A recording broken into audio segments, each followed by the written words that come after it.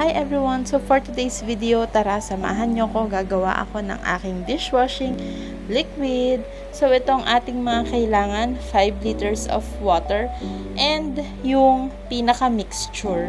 Opo, yun lang po ang kailangan natin. Wala na pong iba.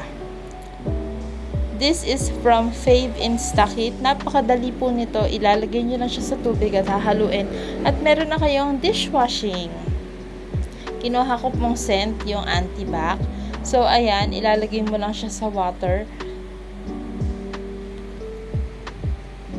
Kailangan nating saidin kasi mga sis, sayang.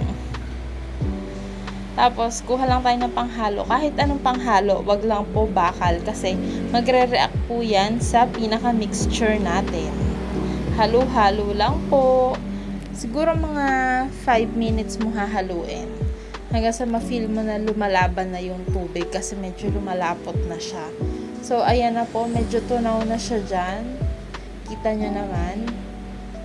Napakadali lang. Hindi na kayo magmimix pa ng kung ano-ano. Ang mura niya pati kasi 99 pesos ko lang itong nakuha.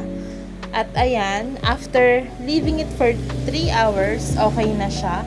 Ita-transfer ko na lang dito sa malinis na lalagyan since this is for home use. Kung interested po kayo, ilalagay ko po sa yellow basket. Meron po silang mga promo. So, ayan na po siya. Check out na! Thank you!